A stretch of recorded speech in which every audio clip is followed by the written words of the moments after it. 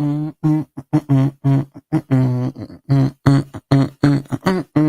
my God, it's a miracle. AOA podcast back for another episode, but just barely.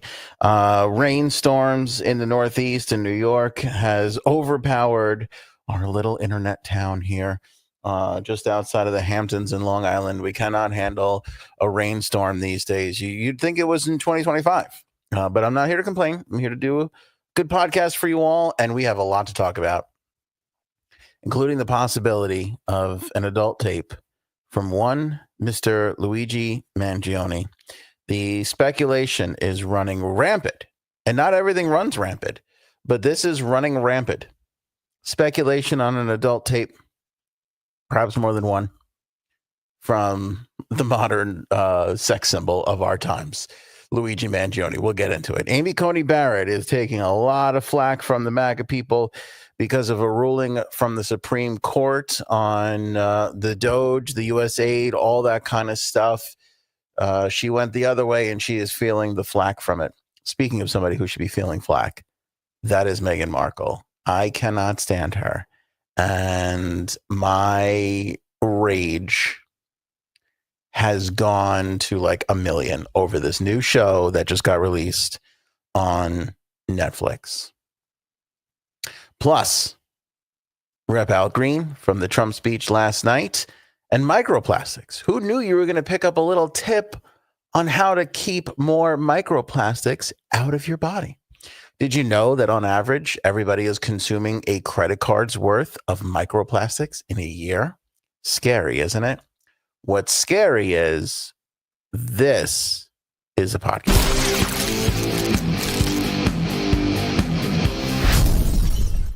Don't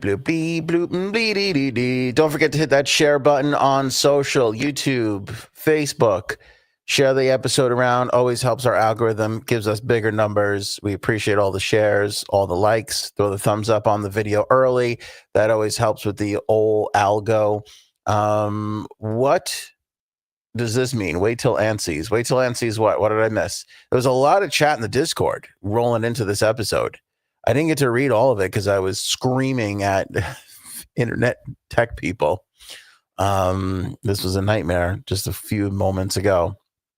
But anywho, yes, we're finally here. Hello, Christella. It is so good to see everybody.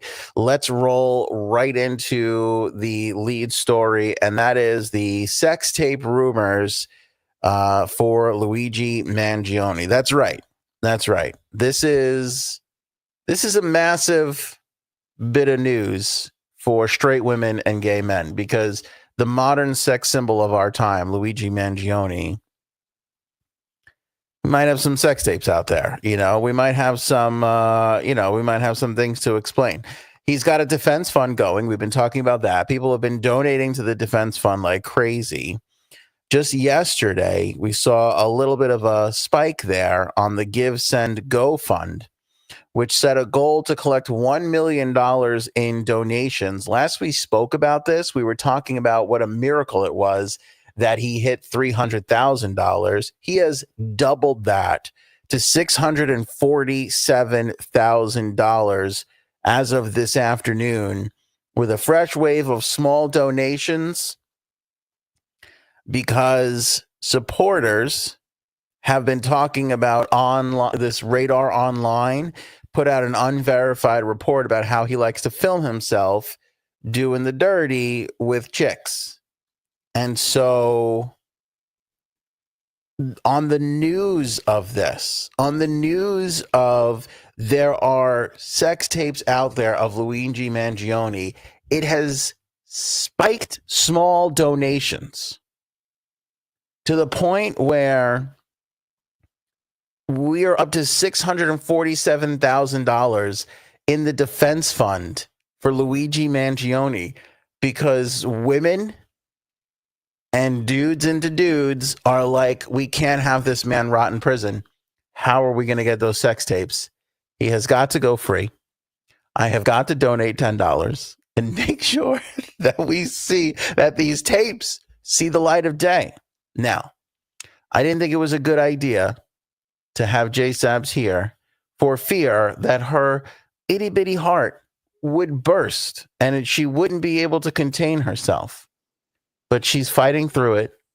And she is here to talk about the thing that she loves the most, Luigi Mangioni's six-pack abs. Oh my God, is there anything better? Is there anything hotter? How hot and bothered are you right now at the thought that you could possibly one day be viewing a Luigi Mangioni corn tape, as the young kids like to say, Right. in this era of social media where we're not allowed to say things? I would die a happy woman. Yeah. Did you donate? I feel like if I checked your, don't even answer it, because I feel like whatever you say is a lie. And if I checked your statements, there'd be several donations. Can I tell you something? I feel like you donated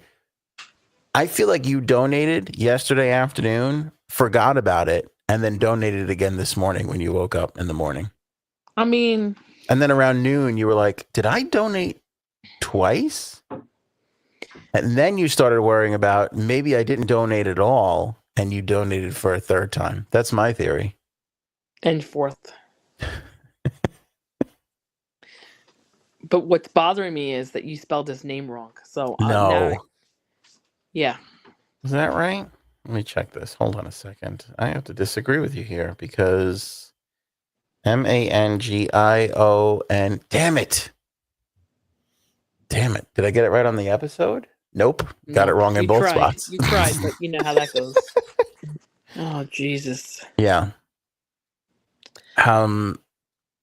Supposedly, this isn't I don't know if we've ever dealt with this before, because like there was the Pam and Tommy tape, obviously the Kim Kardashian tape, but have we ever dealt with somebody who this is part of their fetish? I mean, think about how many tapes there could be. Oh, man. Oh, don't you find it funny that we still call it a tape when it's... I know, right?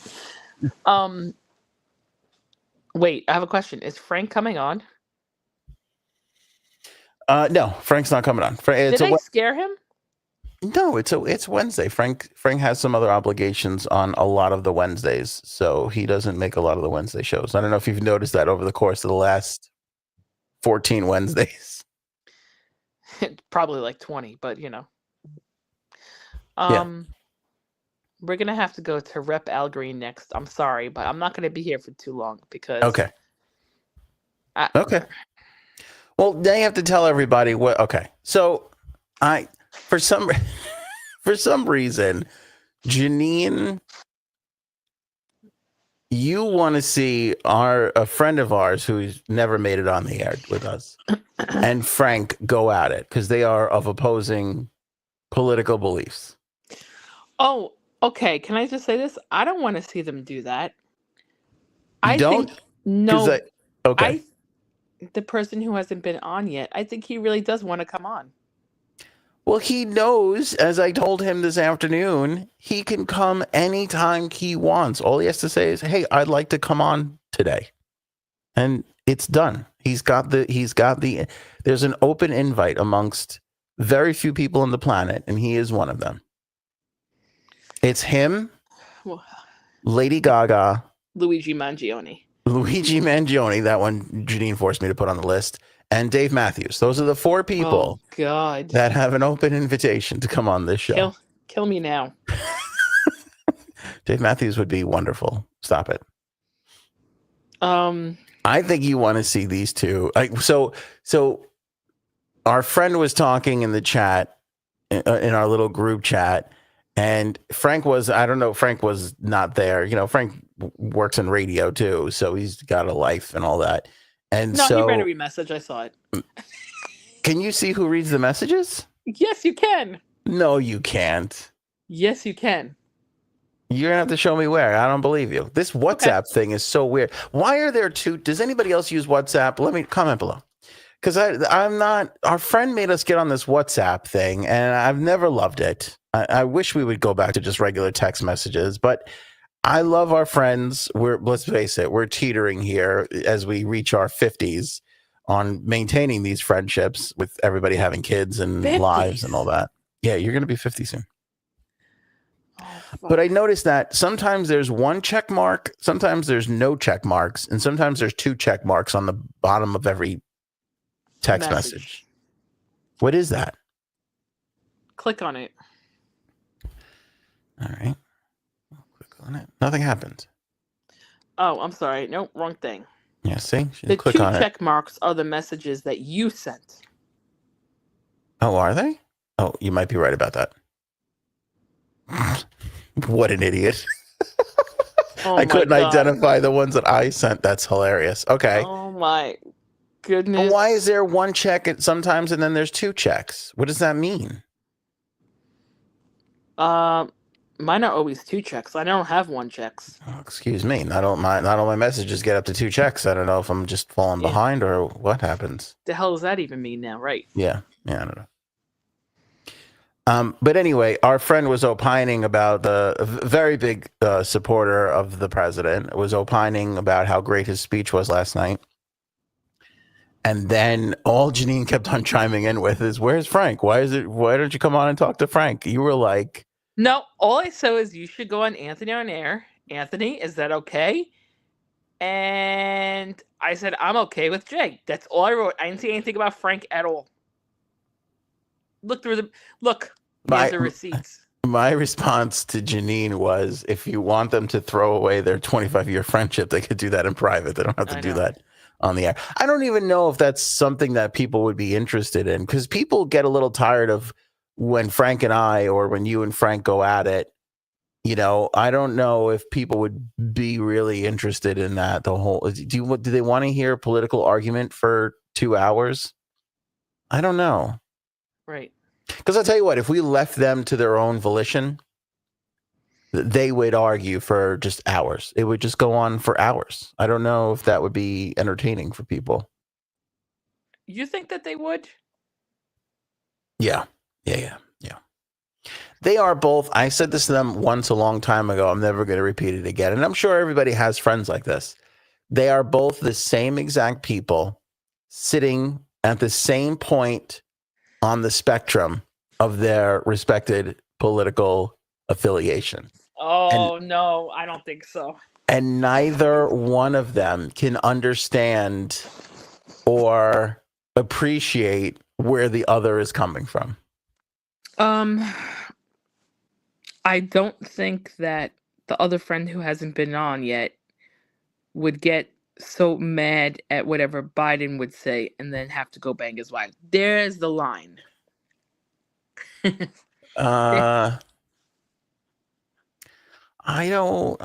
me think about this. I know he's a big champion of Trump. I don't know if he's a hater for Biden as much as Frank hates Trump. You might have something there. Yeah.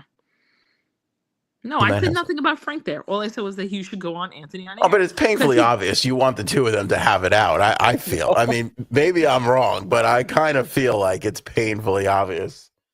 I really do think. I think our friend is a little miffed that he wants to be formally asked on. I think that's it. What's formally asked me? Has he said something to you? Because I have told him time and again in person, and I repeat, you were there. I repeated it today. Did I not? All you have to do is say, "I'd like to come on," and then you're on. That's it. You're done. Yeah. It's an open invitation. Does he need me to say, "Can you come this Friday or this Wednesday?" Or yeah, I think that's what he's waiting for. Okay. All right. I will formally invite him on Friday. Can you clip this and send it to him? You're invited on Friday's show. Please come on Friday's show. Although I don't know if you've noticed this, your old pal Aunt likes to get a little gummied up on a Friday and make some silly jokes. Oh, God. By the way, Wait. Go ahead. Paul, you can't compare the two and then fly and why? Yeah, one's asleep. Who's asleep, Frank?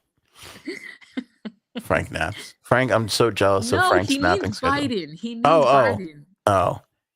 Well, Frank naps a lot. I know that for a fact. I'm jealous of the amount of times that Frank naps. Mm-hmm. Here, Mercury, I don't want Frankie to have a coronary. Think of Erin. Yeah, we have Erin to think about.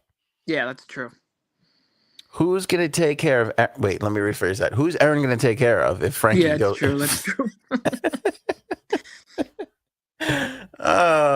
But see, this whole you can't compare the two. They both think their side is so right. I mean, you might be right about maybe our Republican friend didn't hate Biden as much, but also maybe he wasn't as vocal about it.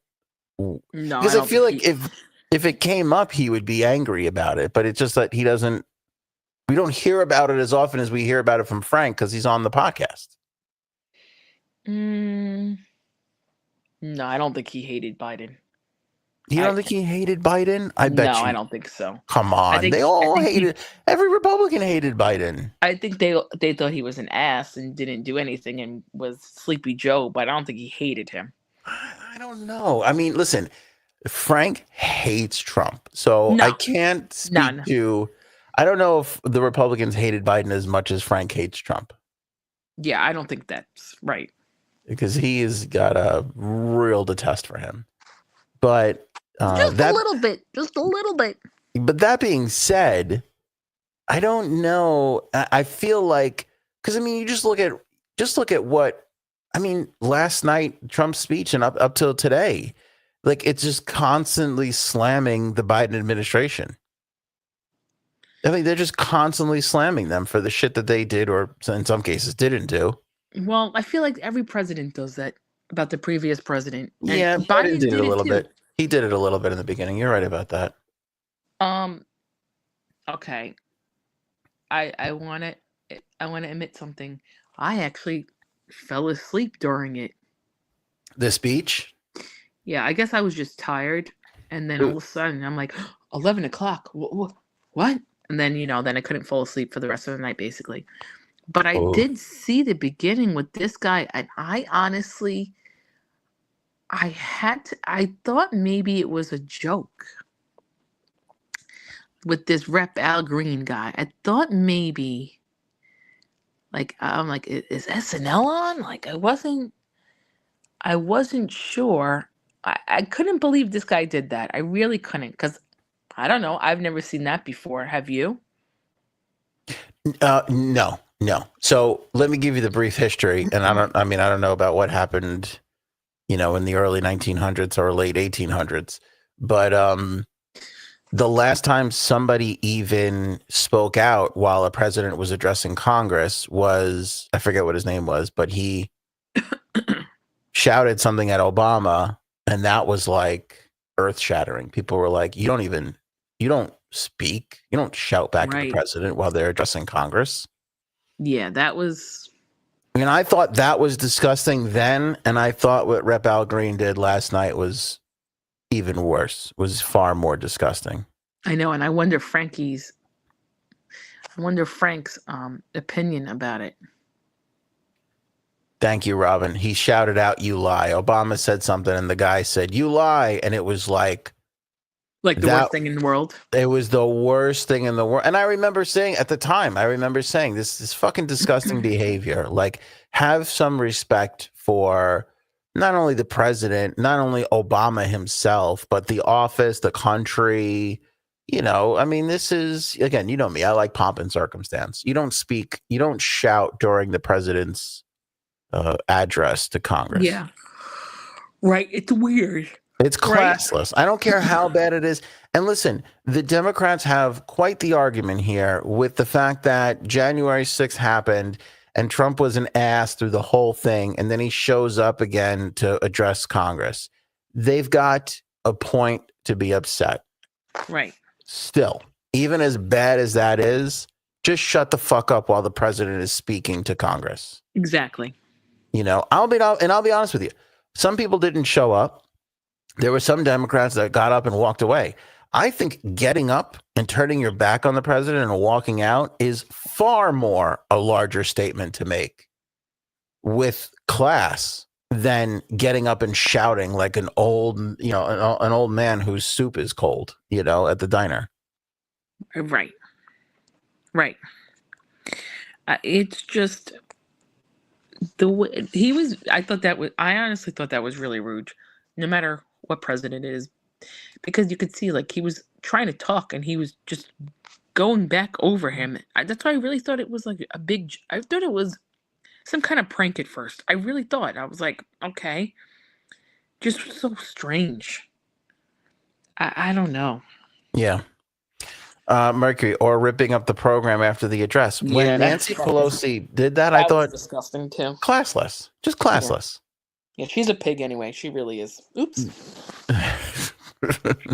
Well, listen to She is her and her closeted gay husband. I mean, come on. Okay. no, the one that had the guy show up with the hammer. Yeah, come on. You're telling me that come on. Ethna says, I think Trump is sexy. Am I bad? Some people do find. Remember that one woman at the town hall in Miami, whenever that was. That woman was like gaga over Trump. I don't get that. I mean, that, the Luigi Mangioni thing I could understand. The Trump sexy thing, I don't understand that. That's beyond me. Yep. Yeah. Yep. I don't get that at all. But yeah, I agree with you. I thought the guy last night was disgusting. And you know what? I don't think a lot of people really defended him and what he did, No, I don't think so either. And the Pelosi thing was petty. That thing last night was just stupid because he did it and then he kept going on and then he wouldn't stand down. I'm like Johnson's going to have to fucking, get the sergeant of arms in it. And then he did. Yeah, and like no, when he first started, you could see they were like saying, "Okay, him get like basically like him out." That's it. And I thought that they didn't want it. Like you could see it in Mike Johnson's cold eyes because let's be honest, that man does not have a heart or a soul. Are you kidding? He feels nothing. I'm gonna tell you something right now. He can get it. Mike Johnson. Yeah, I'd like to see his Johnson. I don't know what happened to you. What did you? I wonder what happened. Did you go to like a Republican convention when you were like 12? I had no idea he was even a Republican. How about that? Mike Johnson? I have no idea what he's done in his life. So I'll give you a hint. If they look like Dennis the Menace's father, he's a fucking Republican. That's a little hint for him. Yeah. But he doesn't where you and I have a heart, he has it's just a little cold piece of coal. He's very cute. That's wrapped in a paper that says cut taxes. That's all he has there. I don't doubt that he's a good looking guy. If you say he's good looking, I'll take your word for it. But the man feels nothing. He feels nothing. That's even better.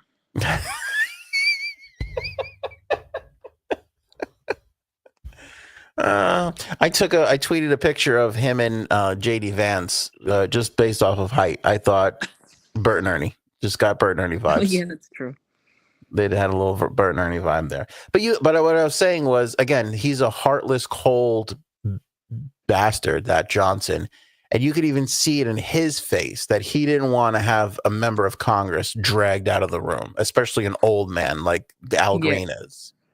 You could see that he was like, we don't want to do this, but like, did this guy think he was going to be able to get, I don't even know what he was saying.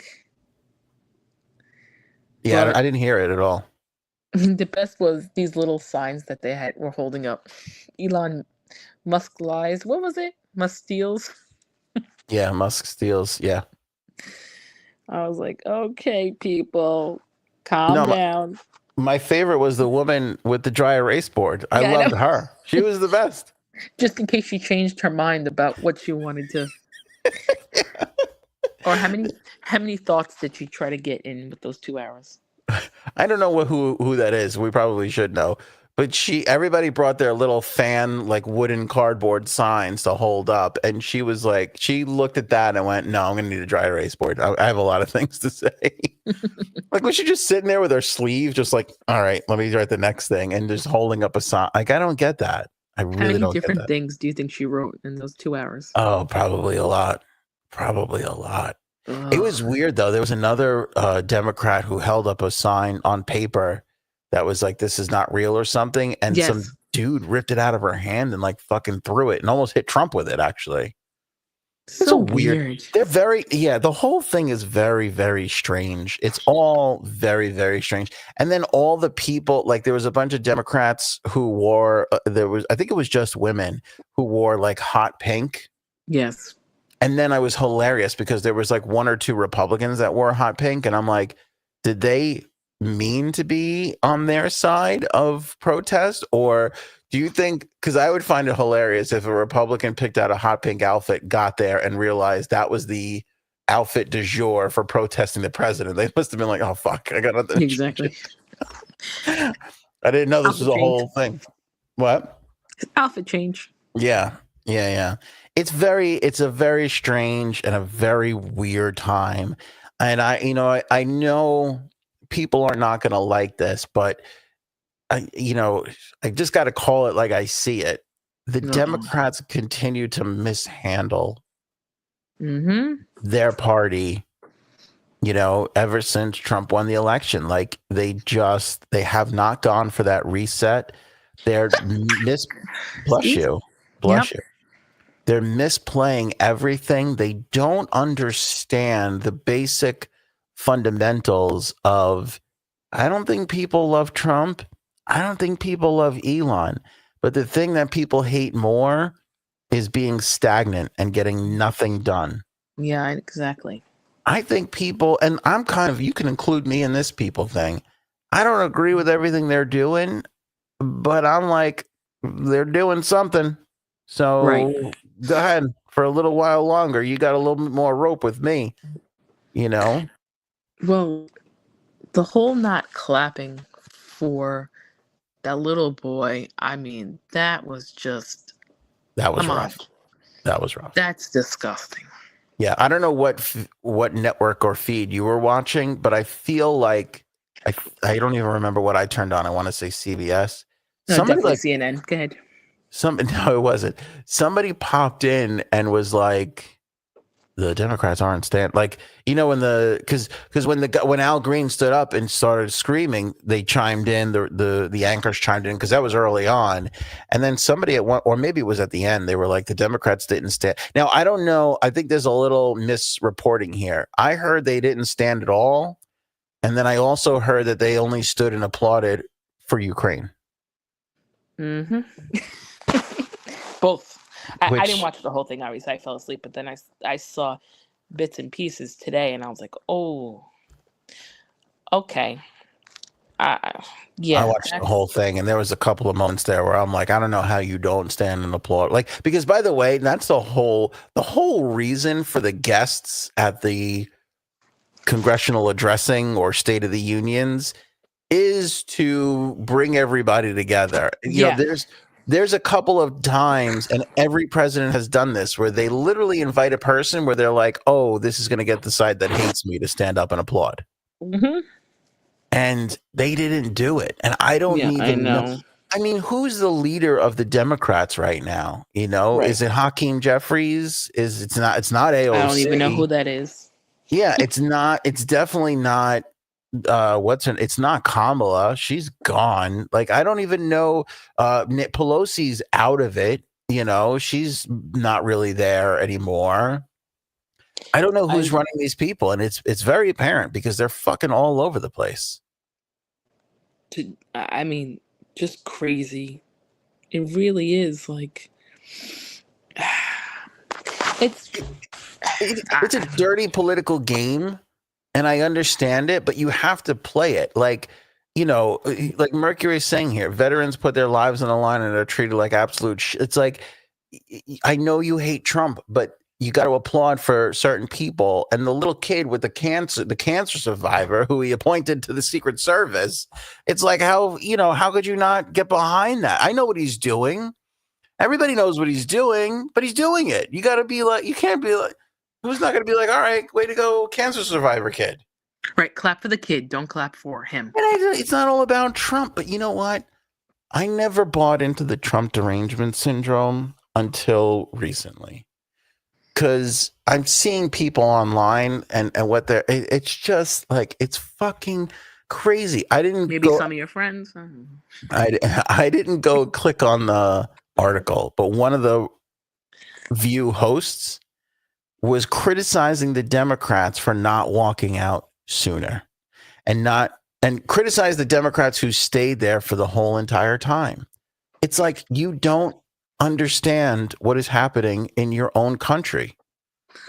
And like, I'm sorry, but if you were in a regular workplace, would you walk out like that if you didn't have the same political views? No. No. And guess what? I'll be honest with you. I think a lot of them do have the same or similar political views, but because, they're labeled as Democrat or Republican, they have to act this way. I really do feel that way. I really do. But who am I? Oh, they want to make a statement. So who knows? But anyway, I have to go because Okay. I have to blow dry I have to do my hair. Oh, I just want to see what picture I'm going to send. I have to take pictures for Luigi For Mangioni Luigi when in he gets out. jail. When he gets out. Not when he gets out. For now, just to get him through those tough nights. Yes, well, those kind of visits that you have when you have sex with guys in prison. Conjugal. There you go. That's what I'm going to do. Yes. Thank you. All right. Enjoy yourself, J Subs. Yeah. Don't burn your hair or anything like that. Thanks, buddy. Those hair curlers could be dangerous. I've burned my hair a couple times and I've never even used one. Oh, God. Yeah. Bye. That's the biggest thing. That's the biggest problem in my marriage is on occasion Cuddles uses one of those irons and puts it down on the counter, tells me, be careful with the iron. And then I go in the room 4 seconds later and forget, touch it, and burn myself and get mad at her for it. And then she goes, I warned you. I go, that you should know better. That's not enough when you're dealing with this level of stupidity. Robin, can you please send me, I don't, because I'm sorry, I miss all the comments, but Miss Justice yelled at me. This is why we have the best of the best. This is why we have an incredible group of moderators. This is why Miss Justice is clutch. She snapped me back into focus. And read Robin's comment. Robin's comment is Trump cut cancer research for the kid. Can you send me an article or a link or something? You can put it on Discord. That's probably the easiest thing because I don't know if I can click on a link in the live chat there. I'll proudly bring that up and read it if that's true. I'm not calling you a liar, by the way, but we got to back it up a little bit because I would love to know more. Did he single out that kid? Did he cut that kid? Did he say this guy? Fucking kid was adorable, by the way, though. I mean, that kid was adorable. And I also want to say this too. Trump, and this is actually a little irritating for me. Trump has wonderful, wonderful comedic timing.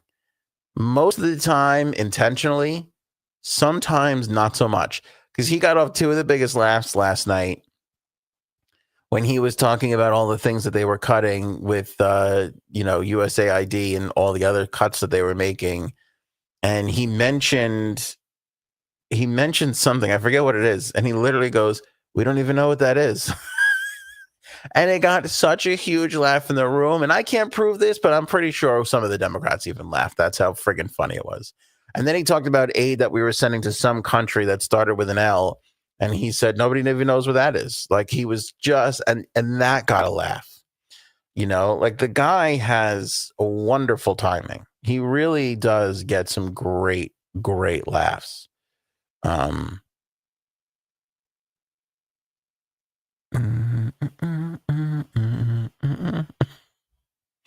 Oh, is this what I'm supposed to look at? Wait, there's a lot of ant bashing going on in the Discord. Am I being accused of eating chicken wings? Is why the show is so late this episode? Where are we in the general thing here? I wish I was eating chicken wings. I had flounder this evening that Cuddles prepared. It was lovely. It was quite lovely. It was really delicious.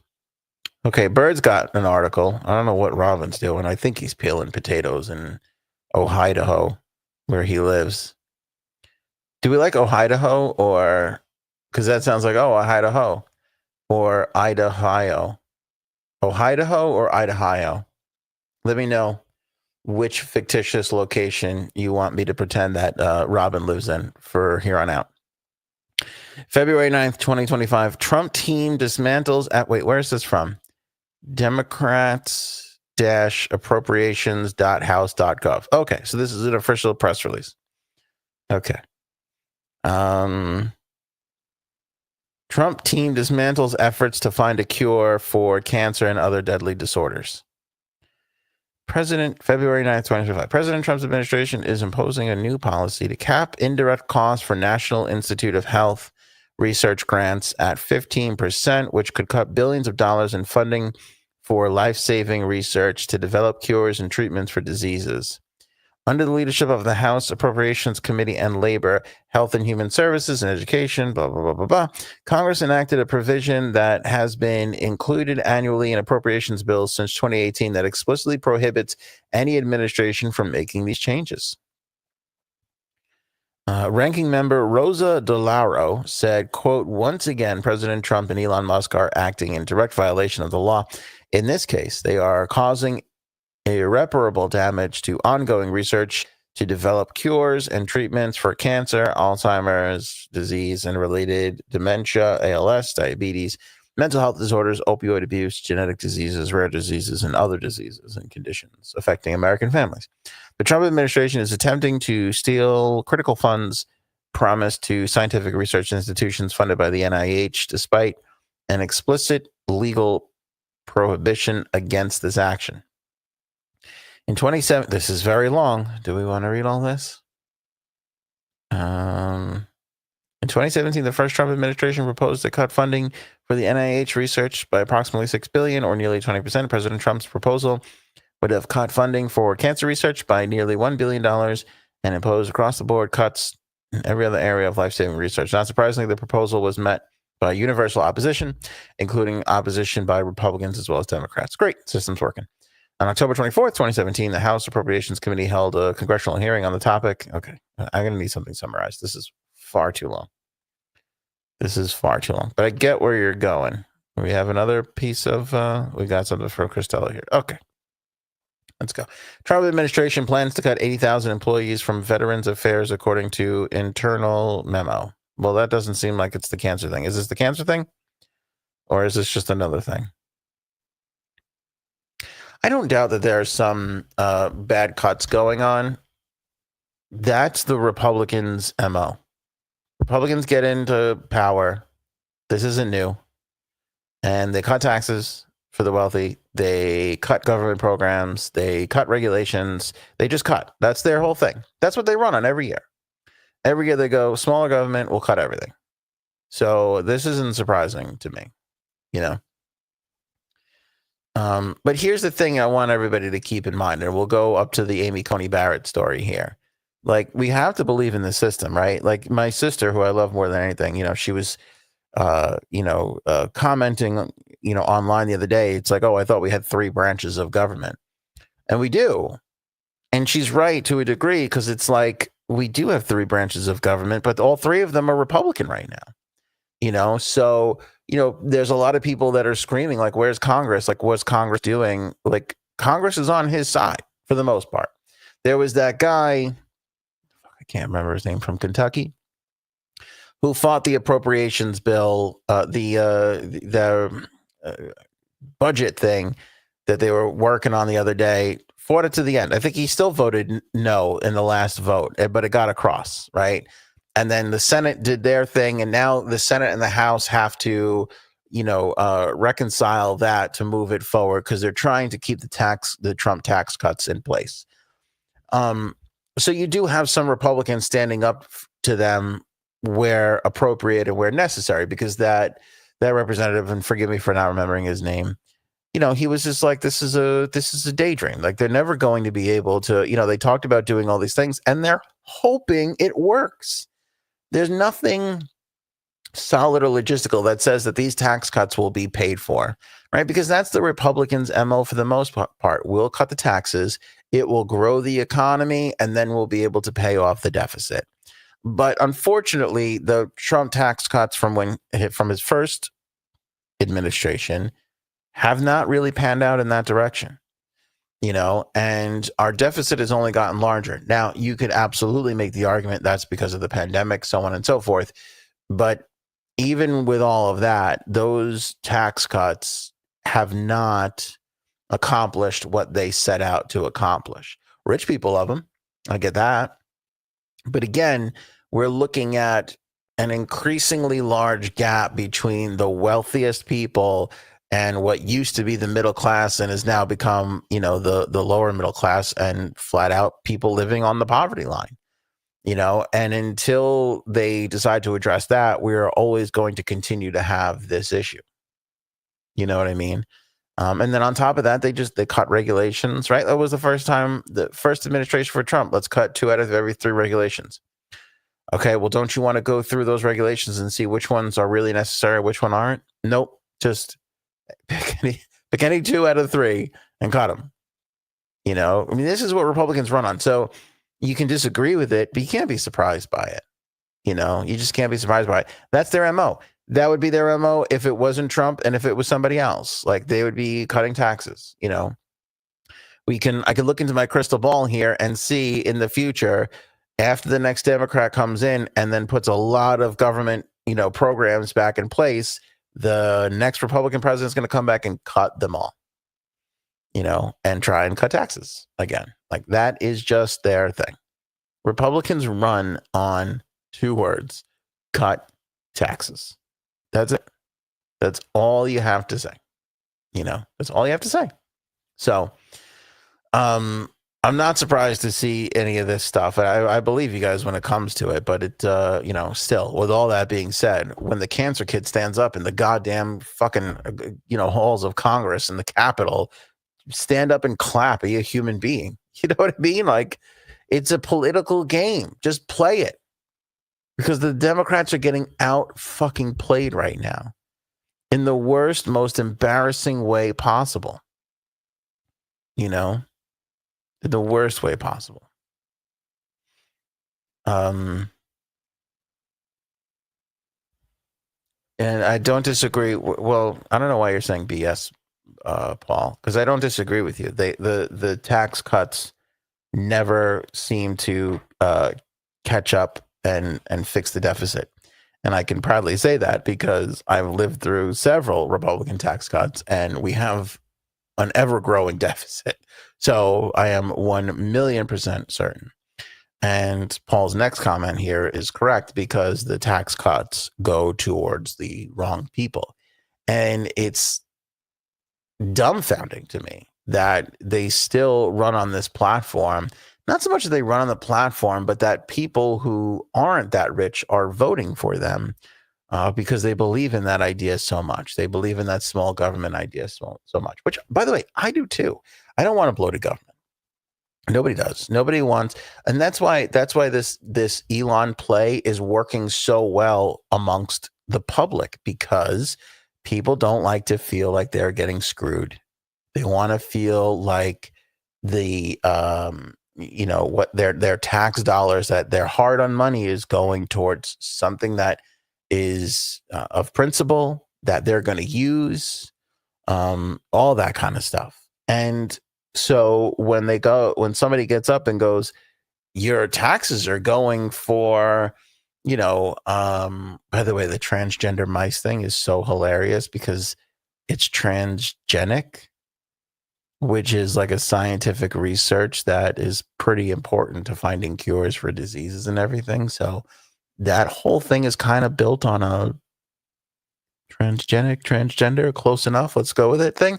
I think, I don't know. I mean, that's I'm still looking into that, but it appears that the transgenic mice experiments, which are kind of important for science, may have gotten confused into the transgender mice thing. Again, we'll let it all play out. But I feel like I'm in the middle of 7 points here. Let me wrap up one of them. Going back to my sister's comment about the 3 branches of government, as we can see here with the Amy Coney Barrett thing, it's working, right? Because let me give you the story. And the MAGA people are flipping the fuck out over this today. But Trump is out there trying to cut every last thing, right? And the administration wanted to renege on $2 billion in payments that were owed under existing USAID contracts. So contracts that were signed, payments that were promised, Trump said, withhold those payments. Now, a lower court judge on February 13th, District Judge Amir Ali, ALI, said that the money must be paid and force them to pay it. Well, of course, the administration countersued, and it went all the way up to the Supreme Court, and the Supreme Court ruled in favor of having to pay AID. So they ruled against Trump. Now you're talking about a Supreme Court that is stacked with Republicans. And Chief Justice John Roberts and Amy Coney Barrett both rejected the Trump administration's request to withhold those billions of dollars in foreign aid. And I don't know why. I mean, other than the fact that she's a woman, but the right has come down on Amy Coney Barrett for this. And they're basically calling her a DEI hire because she's a woman. There's also a little bit of a scowl from last night's speech. But prior to the speech, though, when Trump was walking in, he goes around and shakes everybody's hands. Supreme Court justices were there. There's like a little scowl from Amy Coney Barrett. I don't know if she really meant it or not, or I don't know what it was, or just kind of this like weird moment or whatever. But people are saying it was a big scowl.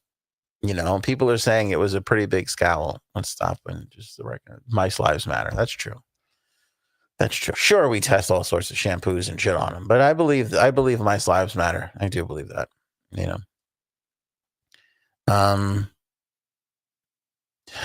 Mice lives matter. So people are losing their minds now, and they're like, literally, the MAGA people are calling for the removal of Amy Coney Barrett because she voted against this thing. But it's like I make this point to people all the time, and like again, like my sister gets mad. Rightfully so. Like, where's the three branches of government? Here it is. It's working. It may not be working every day, right? It may not be so apparent every day, but when they're all three on one side, it may feel like they're all molded into one a bit more. I totally get that. But at the same time, it's like the system's working. You look at that Republican representative that kept voting no for the budget thing. It's working. You look, and then, by the way, the budget has a long way to go before they get those tax cuts from the original Trump tax cuts in place for a long time, because it's 5 years, and I think it's coming up soon, so they want to continue it. You look at what the Supreme Court did today and what Amy Coney Barrett did today. She looked at this and said, no, based on the rule of law, this money needs to be paid, and great. That's the system and the government working, and I realize that it works ever so rarely, but you got to believe in it. You got to believe in it. I know it feels silly to put our little, tooth underneath the government pillow and hope that there's $1 there in the morning, but trust the system. It'll be there. The dollar will be there.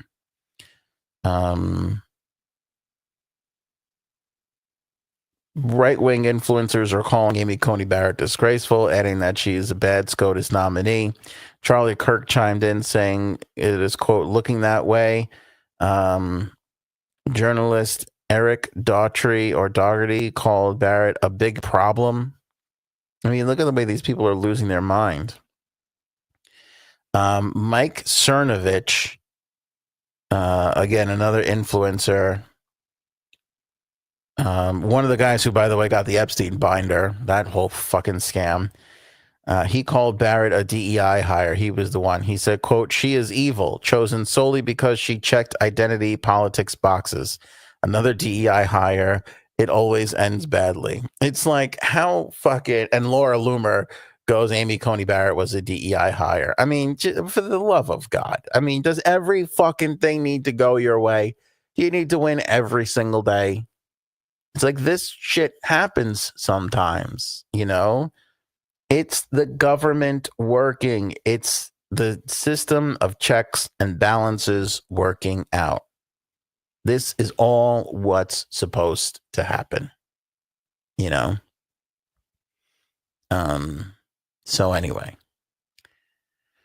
Elon said too many people are living longer because of Social Security. Yeah, one person was 320 years old, I hear. That's the rumor going around.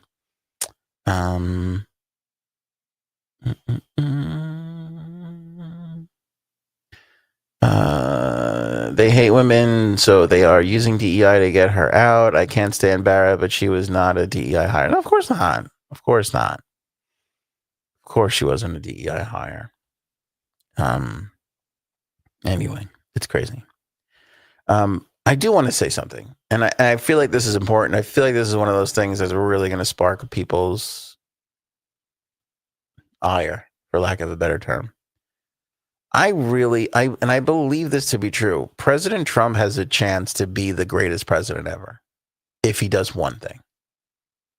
I feel like he is one move away from doing. Let me put it this way. He's one move away from becoming the greatest president of all time if he just has the balls to do it. When you look at all the things that he's been doing with, finding fraud in the government and all that stuff, okay, people are up in arms and they're going crazy over it. Some people absolutely love it. All right. Clearly, it's working really, really well for the right. That's where it's at. I feel like the one thing he could do, if he just turns his attention a little bit and gives the left something, he would be better off. And the one thing that he would give that a lot of people on the right would go for is appropriately taxing the wealthy. I know that his tax cuts are the exact opposite of it. But if you think about what he's doing with Elon Musk, when you think about all the executive actions that he has taken, if he were to turn around tomorrow and say, hey, everybody who's making over $1 million or $850,000, you have to pay this tax rate. No loopholes, no, writing off, for this or that or business law. Okay, there'll be some write-offs and whatever. But for the most part, if you're making this, you've got to pay this. That one move. Who would be angry with that? Outside of the Republicans. If you're a Democrat or an independent and you've been upset with him for everything that he has done, and then he turns around and says, hey, we're making all these cuts to USAID and all this other stuff for the deficit. And in looking at it, we need to make more revenue to fix the deficit. So I'm going to go to the people that are making a ton of money and ask them to pay their fair share. Who wouldn't be like, okay, that's fine. That's fine. Who? Robin, he'd never do that. Miss Justice, he won't. I agree. I agree. But I see a potential in him because he's such a wacky, off the wall, doesn't give a fuck kind of a guy. He can't run again. He has got nothing to lose. If he ever did something like that, every Republican from J.D. Vance to Mike Johnson and all, Lindsey Graham, they'd all flood his office, go, you can't do this. You're going to sink the Republican Party. This and that, blah, blah, blah. He could look at all of those people in the face and be like, I don't give a shit. This is what I'm proposing. And he could get that across because every Democrat would go with him, and he would even get some of the Republicans to go with him. He could get that across. He could do it. I don't think anybody else can do it with how split we are by party. But again, if you think about it, with everything that he is doing, if he just made the wealthiest 1% pay their fair share of taxes, combine that with all the other stuff that he is doing with Elon and everything else, you could potentially see the deficit shrink to the lowest it's ever been. And I believe that to my core. I believe it. I believe he could do it if he wanted to. I don't know if he would. He probably wouldn't, but he is in a position, I think he's in a unique position, and we're in a unique time where this is the closest we've probably ever gotten to a president being able to play both sides of our political system and actually succeed because of who he is. Because he's out after this. He doesn't have a long career. Yes, I think he wants to set up the Republican Party for long-term success. But again, short-sighted thinking would be all the Lindsey Grahams, Mike Johnsons, and J.D. Vances going, oh, you can't do it. Long-term thinking would be like, we can, and it will be better for us in the long term. Like, that's what's always crazy to me about Republicans. Like, can't you see? I know it's going to be devastating to your core values of cut taxes, right? But at the same time, you're not going to lose a lot of your hardcore people. You might upset them a little bit. But once they see that deficit number come down, what a thrill that would be for everybody. Because again, they're out there saying we need to fix the deficit. Nobody disagrees. We need to cut this wasteful spending. Some people disagree. Some people go, okay.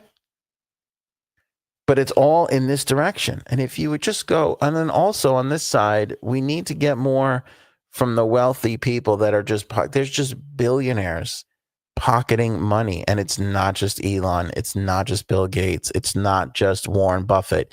It's not just these people. There's a lot of people just fucking banking money. And I'm telling you, they couldn't, if they worked 12-hour days, opening up businesses, overpaying employees, they couldn't have the economic impact that Republicans think they could have with tax cuts. They couldn't do it.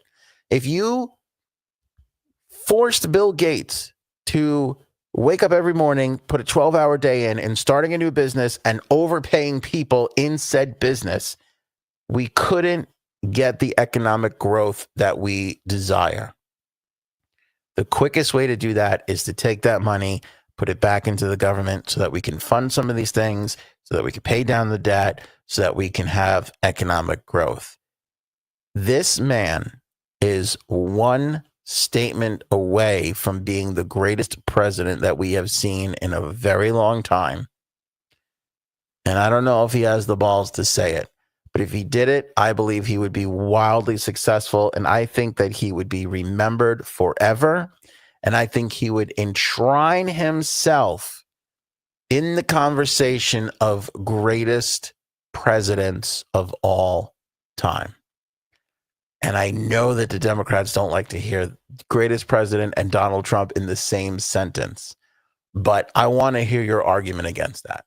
If tomorrow Donald Trump woke up and he said, we are going to tax the 1%, we're going to make sure billionaires pay their fair share because we have to pay down the debt like I've been saying. Give me one argument against that. Give it to me. Give me an argument against it. Disagree with me that that would be the greatest thing that he could possibly do. You can't do it. You can't do it.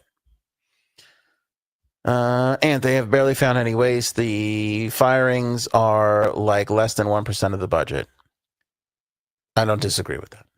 Again, I think they're playing the right game right now. They're playing the politics to win. It looks like they're doing a lot more than they're actually doing. But like I said before, people are so angry. Like, nobody seems to get this. The appeal, I'll say it again. The appeal of Bernie Sanders and Donald Trump is the same. It's we're tired of the old and we want the new. Trump's first administration was not as successful at this. Then we had Biden, and now we have the disruption that people have been waiting for.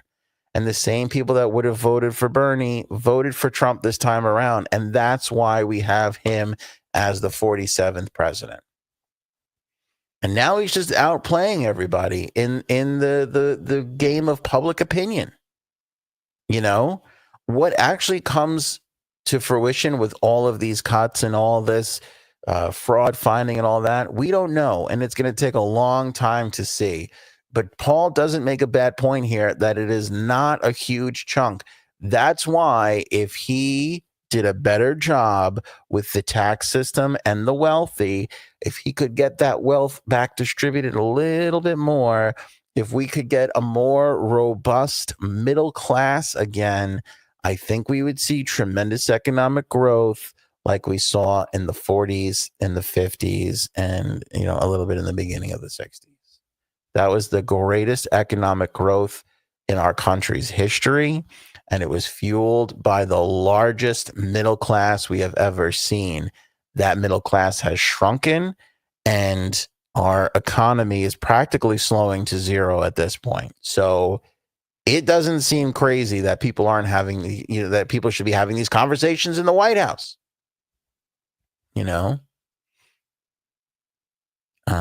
So that's that. Let's see here. If Bernie got back in 2016, there would have been no Trump. If the Democrats didn't sabotage Bernie Sanders' campaign because Obama cut a deal with Hillary to step aside so he could win, and then he would put her in place to be the nominee afterwards, we would have never gotten Donald Trump. That is 1,000,000% correct. Nobody will ever convince me otherwise that is exactly what happened. Obama in the primary against Hillary Clinton, they had their secret meeting. He was gaining on her. Suddenly, he was passing her. She agreed to get out of his way. Make me Secretary of State. I'll run for Senate, and then I'll come back and I'll have time to be the presidential candidate in 2016. And that was the arrangement they had. That's why Bernie Sanders got fucked. And that is why we have Donald Trump today. That's it.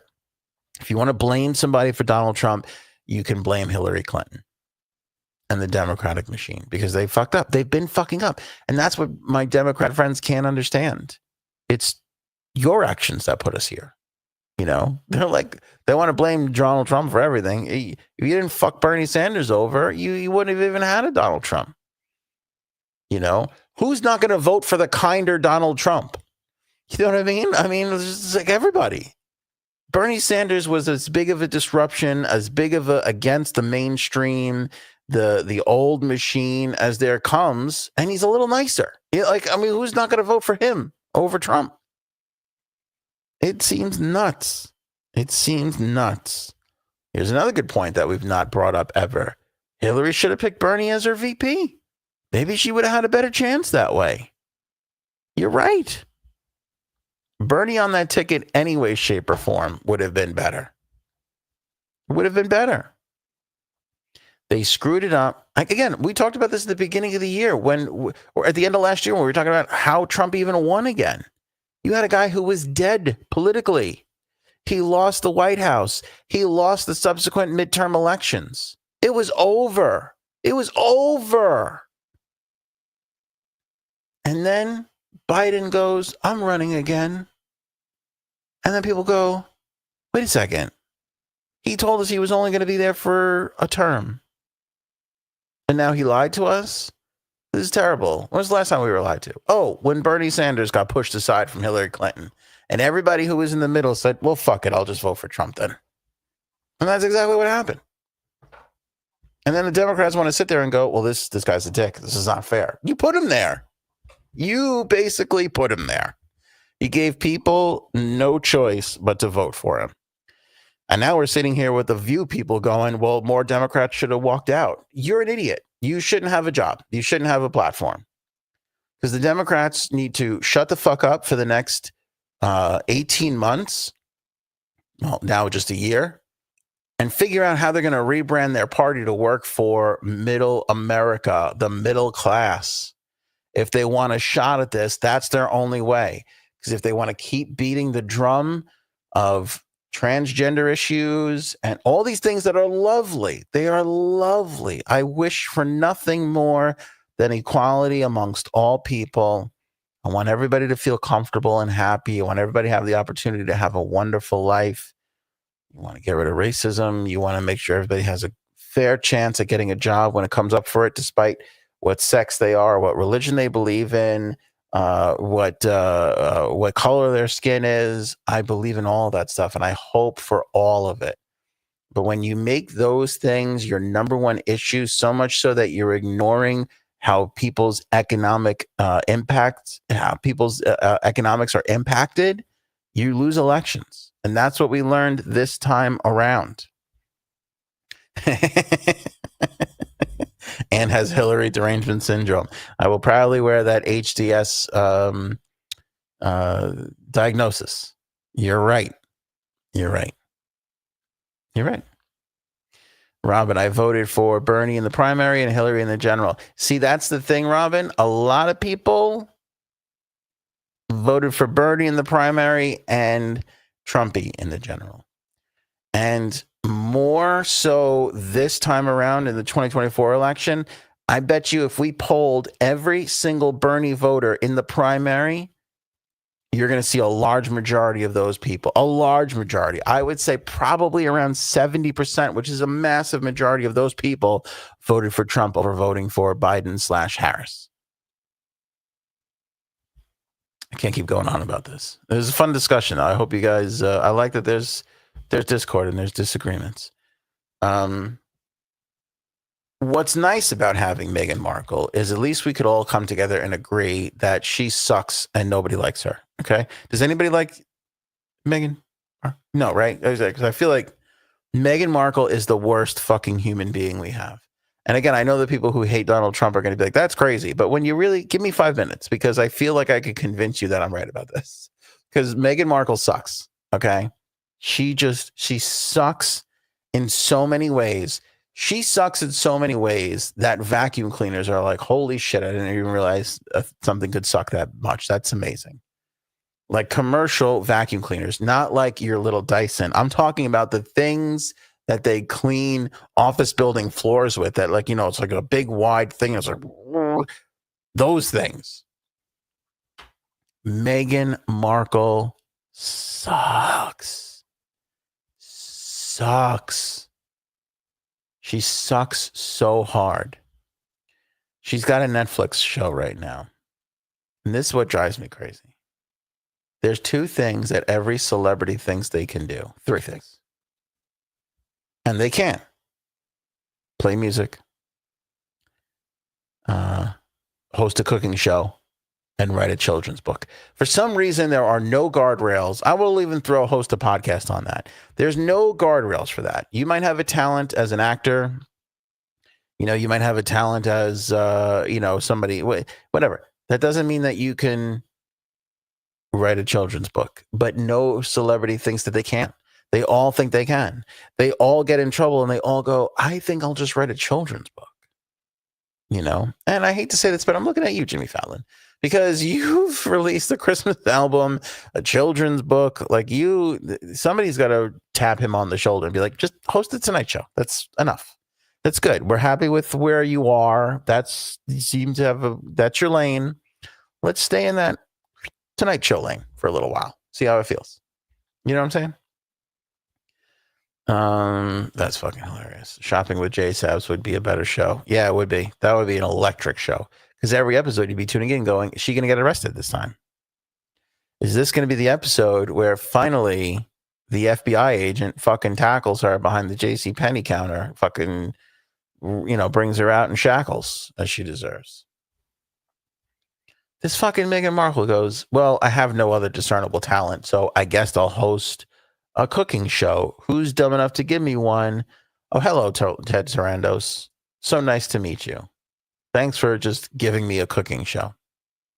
So this is the trailer from the Netflix show. This isn't even the thing that angered me the most, but I'm going to play this for you, and then I'll play you the thing that pissed me off the absolute most. This is Meghan Markle and her cooking show. By the way, we already talked about this a little bit because people were upset that they were like, oh, blah, blah, blah. This ain't even her house. Not to say that she needs to film in her own house. But when you look at all the other legends of the Food Network, they all kind of it was at their house. Guy Fieri cooked in his backyard. That was legitimately his backyard. Barefoot Contessa cooked in her house in East Hampton. That was really her house. This asshole's got to fucking rent a house just for a shoot. Anyway, let's watch the friends and just learning. Let's go. Let me start. This is about connecting with friends and just learning. Let's go. You see where our rainbow is coming together here? And you don't have to do a big platter of this. You could do this with one small row for your kids for breakfast, genuinely, and it makes the morning a lot more fun.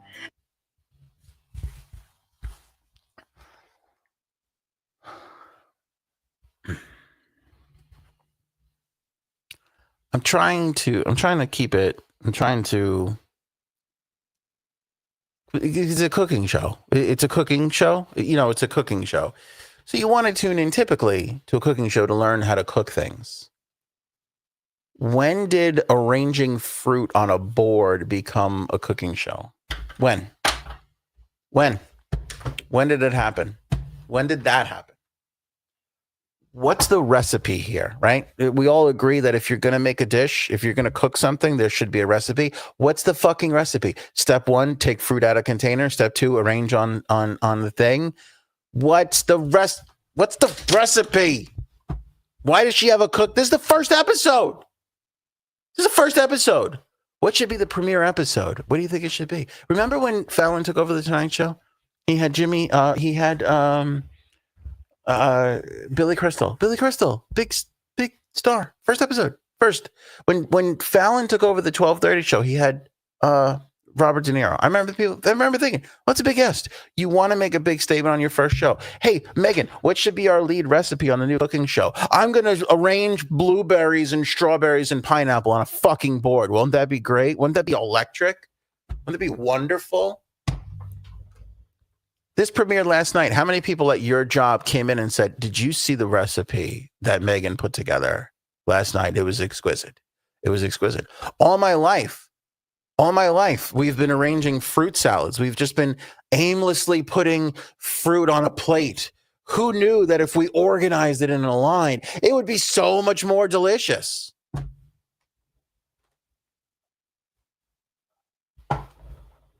Broke my thing. Hold on. Never moved this much. Got my little earphone thing. I broke it. Gonna clip it back on. Fucking asshole idiot face. Who's the if I produced this show, I would be in a sweat panic. I would be like, oh, how'd the first episode go, Aunt? All she did was push fruit in a half circle. We can't make a show. We can't put this on Netflix. This isn't even good enough for YouTube. This isn't even good enough for Tubi. You know what I mean? It's not even good. This isn't good enough for Tubi. This isn't good enough for anything. This isn't good enough for closed circuit TV. Oh my God. Anthony Bourdain must be doing somersaults in his grave. When you think about all the wonderful chefs out there, Bourdain, Anthony, Eric Repair, I'm so fucking angry I can't even think of half of these people. But you think about all the wonderful chefs, all the chefs that are entertaining, like Bobby Flay and, bam, that guy. Okay, they might not be the greatest chefs ever, but they were good enough chefs and had great enough personalities to have a show like this. Now this half an asshole who complained about holding a suitcase and said she was taken advantage of because they asked her to hold the suitcase for a long time on whose deal on make a suitcase deal. What was the fucking name of that show? Stupid show. Now she's going to be like, people are going to have to tune in to mine. This is going to be good. I have a great idea, everybody. I have a great idea for the first episode. I call it the Fruit Rainbow. Could you imagine being on the other side of that table? Oh my God, I hope she's not just talking about arranging fruit. Please tell me this involves some sort of jello. Some sort of jello where the fruit is in the rainbow shape inside a jello mold or something. Please tell me this revolves or requires some sort of cooking and heat source. You fucking asshole. Just gonna arrange the fruit in a rainbow. You think she got into bed with the prince and went, I don't know if I should do a fruit box a circle or a rainbow. We've hit a wall in the show development. Feels like a rainbow is shiny and happy. Maybe we should do a rainbow.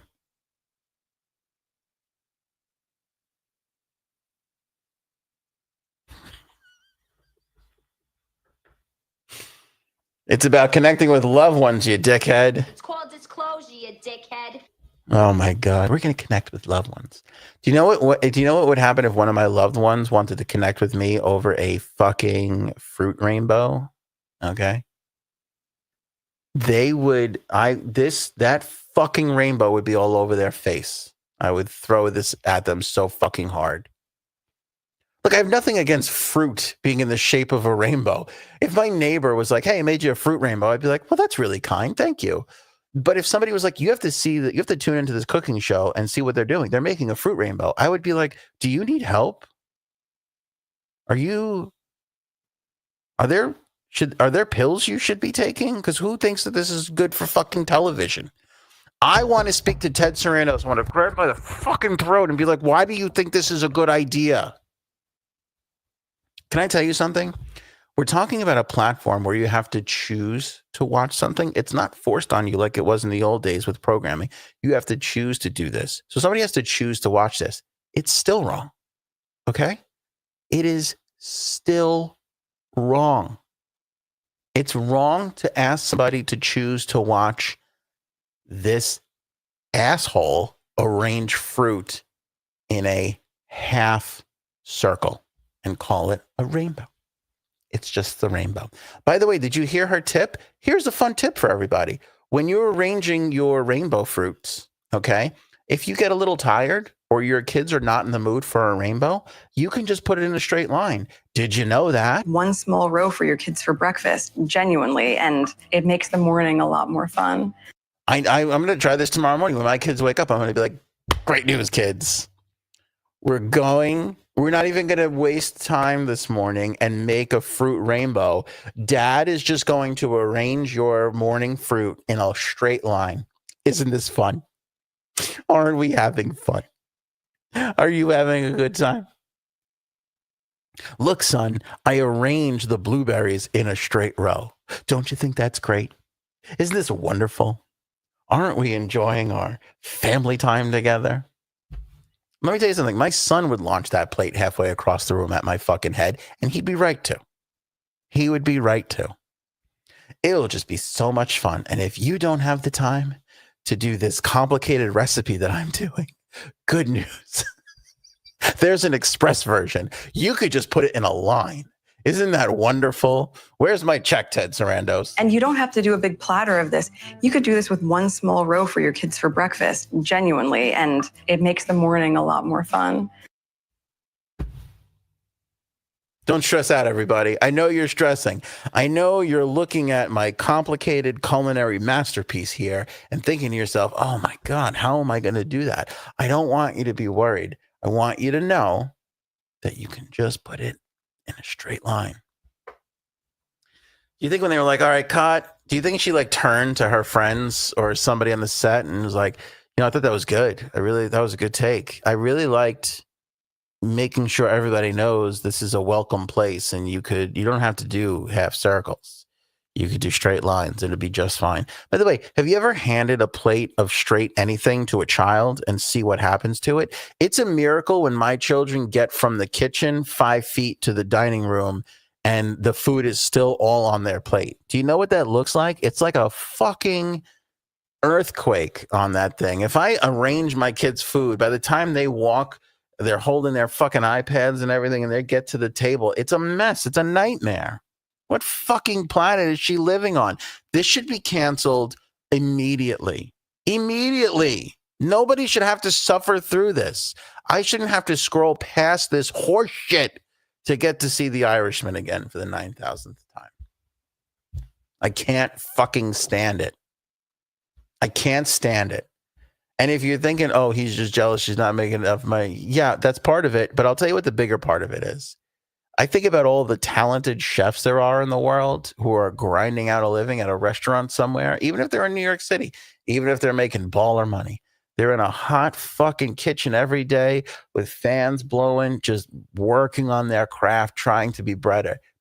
And this ass fuck face comes in with her bullshit and her stupid sweater. It's a nice sweater. I'm not going to, I do like the sweater.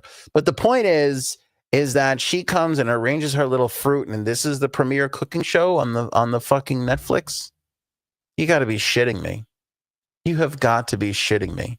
What are you going to do tomorrow? Arrange cereal in a square? Like, what's tomorrow's recipe, Megan? What's the next episode?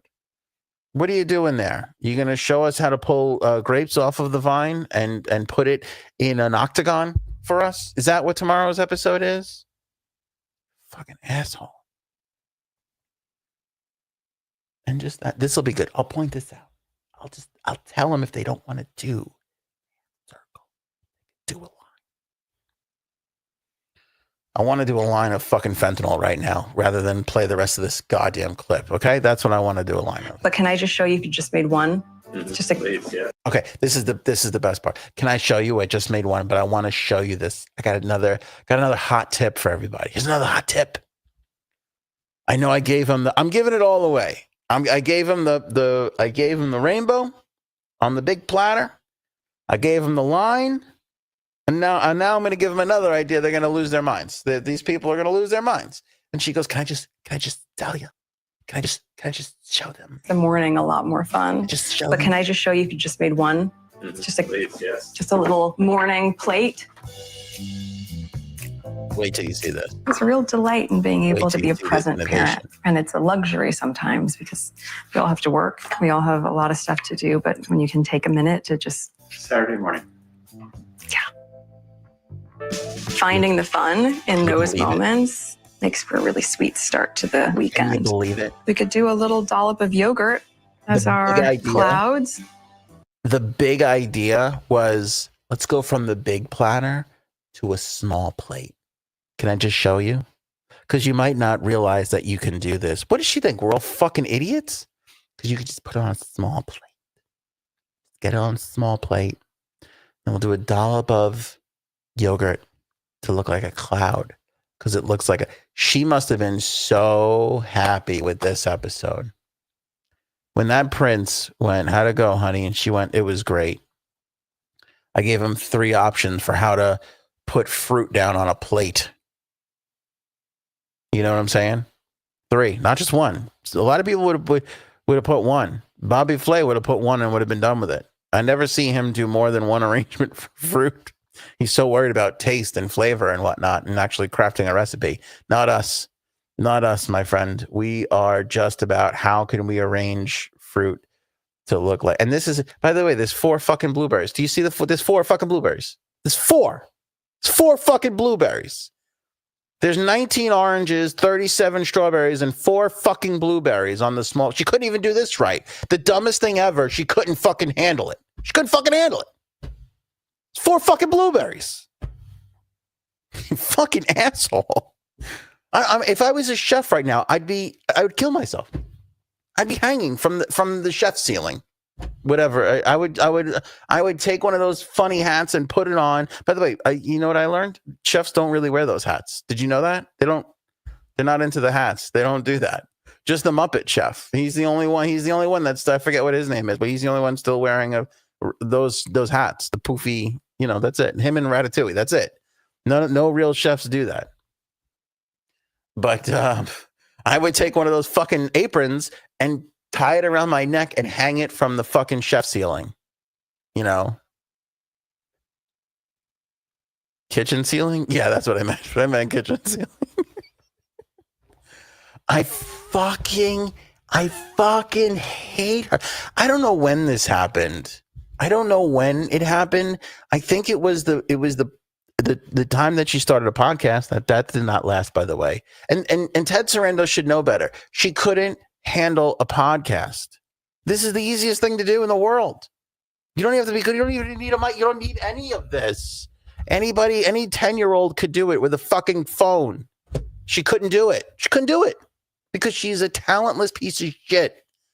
But somewhere in that episode, to try and sound interesting, she tried to pretend to be a victim because she held the what was the case show again?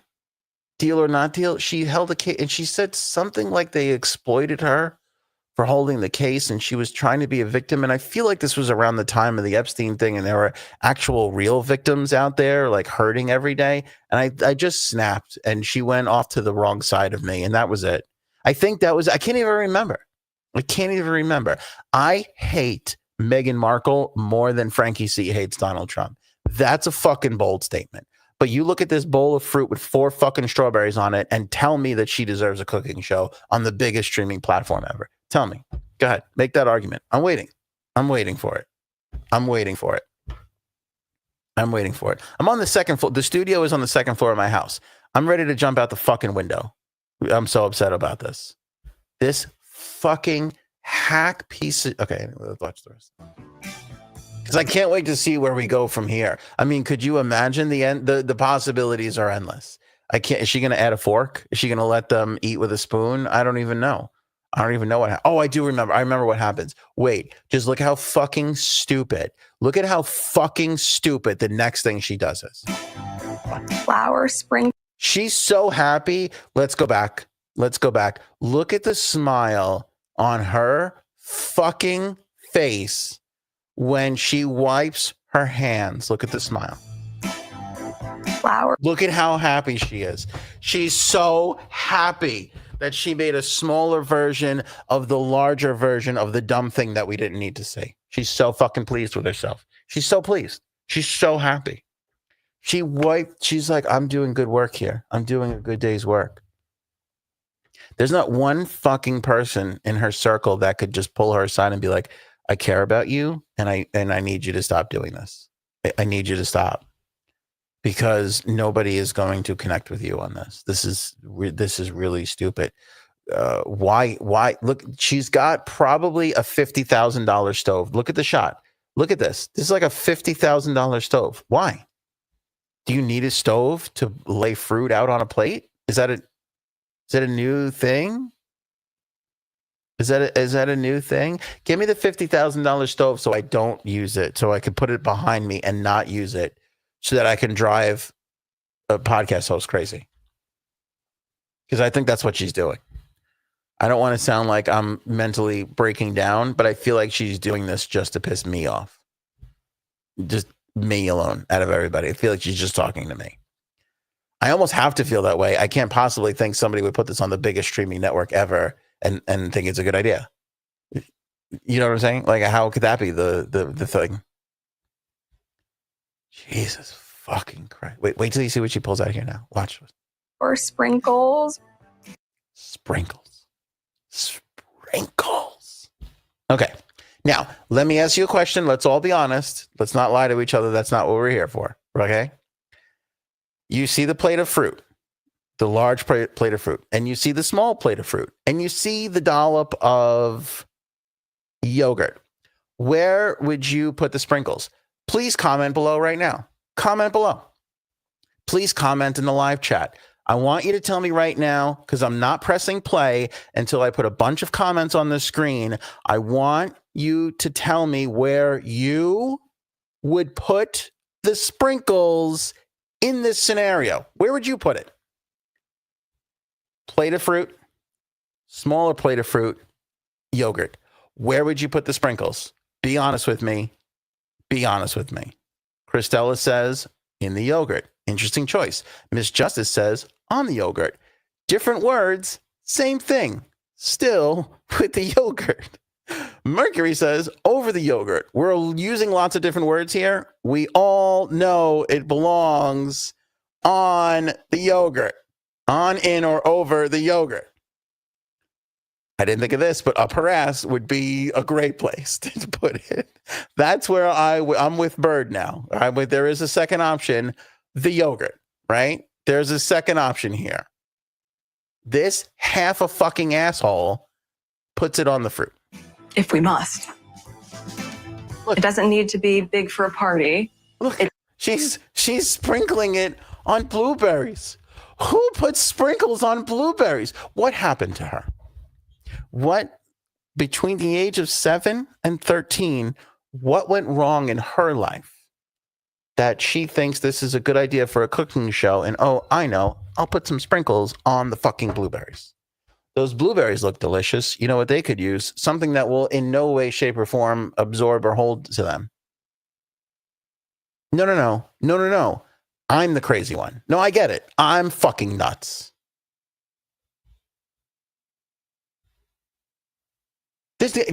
You cannot tell me there's somebody working in a program department in Netflix. You can't tell me. You cannot convince me that there's not somebody in a programming position in Netflix going, this is good programming and this is not good programming. I will never believe it. I'll never fucking believe it. I'll never believe it. Can't convince me otherwise.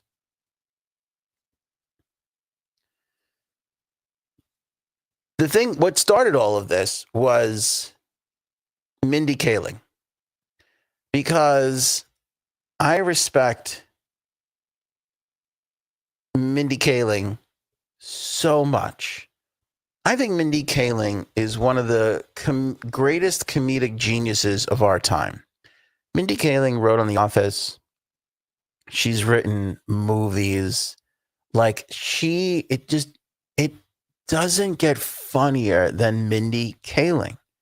She's hilarious. And she's on the episode with her. By the way, I've not watched this. This is just the clips that I've seen. I refuse to watch this. Yes, Kelly from The Office. You know, and you watch The Office the first time and you go, God, this show is so fucking, how's this show this fucking fun? And then you realize, oh, BJ Novak and Mindy Kaling and Paul, I forget his real name, but Toby. They're all writers. They have the funniest writers. And then you go to find out, oh my God, like all my favorite episodes of The Office were basically penned by Mindy Kaling. Like she's a genius. A genius. And she has to sit in a room with Meghan Markle and be belittled by her. I can't believe it. I'm going to play a clip for you.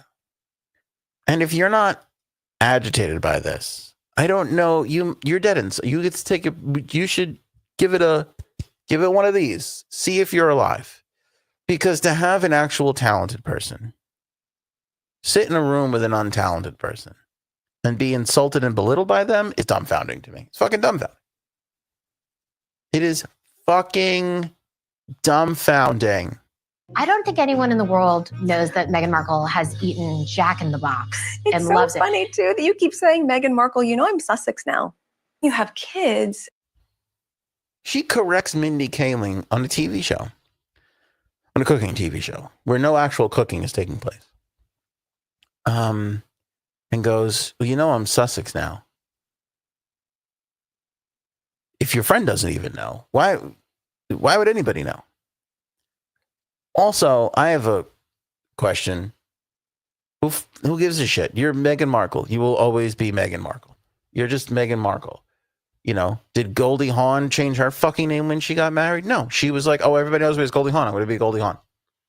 Because Goldie Hawn has a brain and also talent. This fucking asshole thought, oh, I know what to do in the middle of my non-cooking show. I'll correct my friend and guest who came in here and belittle them and make them feel stupid for saying Meghan Markle when she should know my name is Sussex.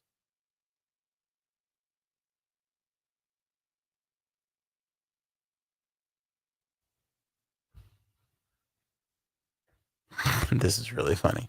I can't wait to watch her do macaroni art. She's the cook. Megan of Caucus. It's so funny that you still call me Markle because my name is Sussex. Anyone in the world knows that Meghan Markle has eaten Jack in the Box and loves it. It's so funny, too, that you keep saying Meghan Markle. You know I'm Sussex now. No, she doesn't know, because I'll give you a little hint. Outside of your husband, I don't think anybody in your circle likes you. I don't know how you got that. I don't know how you got Mindy Kaling. I don't know if she owes Ted Sarando's. I don't know if she's trying to score a deal. I feel like she's trying to get a TV show on Netflix. And this is going to put her over the top. That's what it kind of feels like, doesn't it? Doesn't it feel like a day or two prior to this filming, Mindy Kaling's agent called and said, I know we've been shopping that movie around for a while. I think Netflix is going to bite. They've made an ask, though. Do you think you could go on Meghan Markle's cooking show and pretend that she has talent and that she's interesting in order to get the movie made? I feel like that had to be the conversation that put Mindy Kaling in this room. I will never accept that it was anything else but that. Because I can't understand. Because if that was me, I would have flipped that tray of fruit over and walked out the fucking room. You'd be like, great, Megan Sussex or whoever you are, now you can clean up the fucking fruit rainbow, okay? Because I'm going to be on my way. With your stupid fucking face. Oh my God, I can't. It's so funny because I'm Sussex now. Nobody knows that. Nobody gives a shit. You're awful. You're terrible. You're correcting Mindy Kaling. Even if she's right and you are Sussex, which I'm not denying, just shut the fuck up. You have a guest on a show. Do you know how to host a show? No, you have no fucking clue because your whole entire life has been macaroni art. You make something that sucks and people are like, oh, isn't this wonderful? Didn't you do a great job? Isn't this great? I'm so on the royal family side. I'm on the royal family side. I just cannot. Prince, who's the orange version hair of Prince William? What's his name? Prince Harry. Thank you. Prince Harry has made the biggest mistake of his life. And also, Prince Harry has made the biggest mistake of his entire family's lives. And yes, I am aware of Prince Andrew's relationship with Jeffrey Epstein. My statement stands, okay? Prince Harry has made a gigantic mistake hitching his wagon to this idiot's, I can't even say star, because let's just say he made a mistake hitching his wagon to her fruit plate rainbow, all right? Because she is the biggest nothing I have ever seen in my entire life. And I cannot wait for them to cancel this show. And I think if they have any sort of integrity, this will be the first show that they pull off of Netflix voluntarily. When was the last time they pulled anything off of Netflix voluntarily? I can't remember. I don't even know if it's happened. Usually they lose the rights to it. Somebody else buys the rights, right? It goes on to another streaming service, or whatever it is. This should be the first show on Netflix where they just quietly pull it down in the middle of the night and then never talk about it ever again.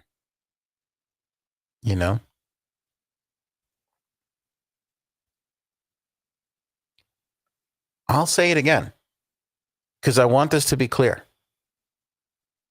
Prince Harry has made the biggest mistake in the history of the royal family by marrying this idiot. And I will stand by that for the rest of my life. I will never back down and apologize for that statement. Truth with this is the worst thing in the world that you could be. This is the worst thing in the world you can be. Right behind Meghan Markle. Excuse me. Meghan Sussex. Fucking asshole.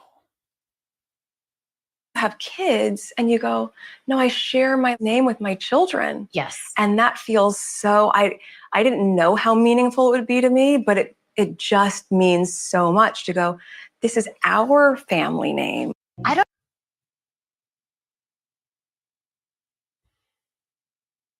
mean, I don't even.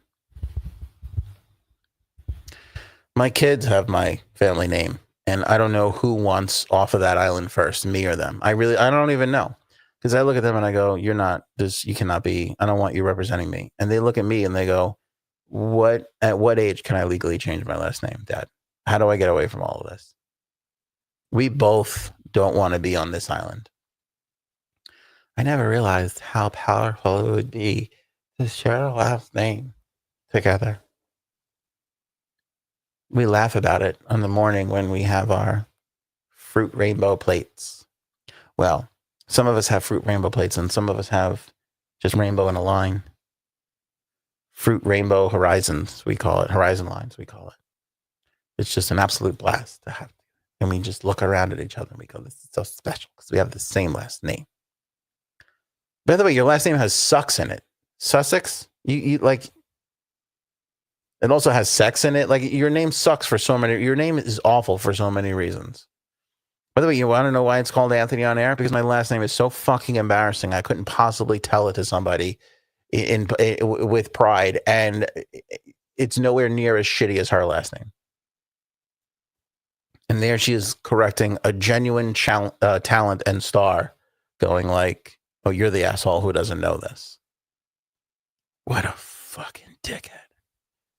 Jesus Christ. Oh my God. I've never seen anybody that deserves a fruit platter to the face as much as Meghan Markle, Sussex, does. She, Sussex. Okay? She is just the absolute fucking worst person ever. I cannot stand her. Don't like her. Not going to have her on my Christmas card list anytime soon. I could tell you that. Last little bit here, because I went about 50 minutes too long talking about that piece of shit. Microplastics. There's a bunch of doctors out there saying that if you switch away from plastic water bottles, that you will be saving yourself from tons of microplastics. Apparently, one of the biggest I'm so upset about Meghan. I can't even talk. I can't even speak. One of the biggest problems from microplastics landing in your body is water bottles. And there's a new scientific paper out there that says if you switched from bottled water to filtered tap water, which they all told us not to drink, which is how they got us drinking bottled water in the first place. If you switch to filtered tap water, you could cut your microplastic intake by about 90%, from 90,000 particles to 4,000 particles each year. Who doesn't want to reduce 90,000 of anything down to 4,000? I do. I mean, except for my hair, everything else I'm on board for. You know? And this plastic thing, again, there was that report that people, we just consume a credit card's worth of plastic in a year. These microplastics are the new thing. I'll tell you what I'm struggling with like crazy. They say Americans inhale and ingest an estimated 39 to 52,000 microplastic particles a year. That's crazy. And a lot of these things are cancer causing, they're saying. This is why we have a lot of cancer, intestinal problems, all that stuff. You know what I'm really struggling with is the K-Cups. Big K-Cup guy. I like my coffee, you know. It was great back in the day when we had our coffee deal with whatchamacallit there. They were great because they would send me real coffee. I'd brew it. You know, I'd put it in my fridge. I'd have my iced coffee for the month. It was fucking great. And then we stopped our deal with them, and then I went back to the K-Cups. Now I'm making coffee I'm making like 7 coffees a day in those fucking. Because you know what I do? I don't know about you guys, but with the K-Cups, I don't go by the regular size. I put it down to the smallest size. And I'd rather do like 3 of them because I feel like it's more potent that way. So I'm really like sucking down the plastic these days. I mean, it's terrible, but I can't help it. To make a whole pot of coffee, it's just me here. I'm just here, you know, and to make a whole pot of coffee by myself. And I could put it in the fridge. I probably should. You're so right, Paul. French press. I know. You're right. I got to make a change. I got to make a change with the fucking K-Cups. I've just gotten so used to it. And then the espresso ones, the Nespresso. Here's my move. I do 2 small K-Cups, and then I put 1 and sometimes 2 shots of the Nespresso on top of it. That's what I love to do, like every day. Every fucking day. Oh my God, I love it. But the last 2 days, ever since I read that, because then before this paper came out, they were like, the worst thing is the K-Cups. And I was like, oh my God, I'm sucking on a K-Cup. Sometimes I suck the K-Cup. Like, you know, when you pull it out and people throw it out, sometimes I just suck the K-Cup because I'm just so like, I need the fucking caffeine in my face. I stuck the cake and I just spread it around my face. Like, remember that guy in the Duran Duran video when when he put the lipstick on and then all of a sudden, what was that video? Do you remember that video for Duran Duran? He started putting lipstick on ever so gently on his lips, and then next thing you know, you just had a big. That's what I do with the K cup. I just smear it all over my face. I love it so much. What was that Duran Duran song? It was from the 90s. Please, somebody know what I'm talking about, so I don't feel like a Meghan Markle. But you're right. I gotta go with the French press. Somebody I know has a French press. I love making coffee in the French press. I feel like so great. But I get when that happens, whenever I use a French press, I get too much of the grinds in the cup. I hate it. But it tastes so much better. It tastes so much better. And then I just ordered some stevia sweetener. I like bitter coffee, but I like a little squirt. One squirt, tiny pump, not a long pump. I'm not a J-Sabs. Like a tiny little bit, just a little bit. Boom. Caramel. Just give me caramel or vanilla. Just a little. When I order Starbucks, I go, give me one pump, please. Just one. That's it. Dunkin' Donuts, just one little pump. But I didn't want to buy those sugary syrups, so I bought like a stevia syrup, thinking it would be better. I don't know. It's like I feel it like on my teeth. It's just like gross. You know. Well, let me before I talk about this. My favorite thing to do, my favorite coffee is honey. Put a little honey in. You got to put it in before you make the coffee. Here's what I love to do. This is how fucked up I am. This is my Meghan Markle moment where I just tell you how to arrange fruit on a plate. I like to put honey on a spoon. And then as the coffee is brewing and the hot coffee hits the honey and I feel like it melts and melds together like really good. And then I throw some cinnamon in there. Honey and cinnamon with a little splash of almond milk. That's my jam. That is so good. I love it. But every now and then I need something different. I need that little caramel shot. So I bought these syrups, but they stink. Now, I can't do maple syrup. That's too weird for me. But tell me about coconut sugar. What the hell is coconut sugar? Can I get that on Amazon? Maybe this should be Meghan Markle's show where she just puts up viewer comments and just asks questions. It'd be better off. She's such a clueless fucking asshole.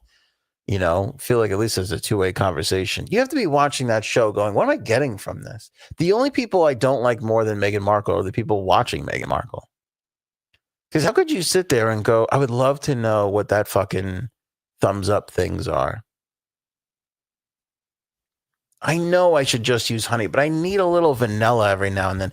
There's a great coffee shop right near me here. And I don't know, their espresso is just so fucking good. And they put that little pump. It's that same stupid, it's at 7-Eleven, it's at Dunkin' Donuts. It's those same stupid bottles with the bronze top. And then they put the little squirt of, I hate those things. I like a little bit of it, but I want to feel better about myself. All right. Paul says it's available everywhere. I don't know about that. Have any of you people heard of fucking coconut sugar? What do they make a coconut sugar out of? Let me go to Amazon right now, Paul. If we don't have, if I can't order coconut sugar from Amazon, I'm going to go ahead and call you a liar. Because I got coconut oil, I got coconut water, coconut cult, cocoa butter, cocoa powder, coconut milk, cocoa floss. Should we click on cocoa floss before we move any further? How could you not? What is cocoa floss? Is that a chocolate flavored floss? Apparently it is. Apparently that is exactly what it is. Woven dental floss? Yeah, oral care. That's mint. Oh, Cocoa Floss is the brand? Oh, okay. All right, never mind. Let's get off of that. No, coconut sugar. I'll be 1, 2, 3, 4. Fifth one down behind oil, cult, water, and milk. What's a coconut cult? Should we click on that? Let's just go right to the sugar. Organic brown coconut sugar. Ooh. Paul, do you do brown or white? Because I got raw coconut and I got brown coconut sugar here. My first two sponsored posts. The first regular post is a brown coconut sugar that says it's organic. Oh, is it all brown? It might all be brown. Does it taste like coconut though, or does it just taste like sugar?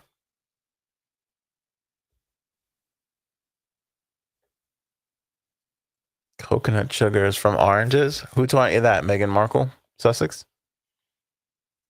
Brown like my lovers.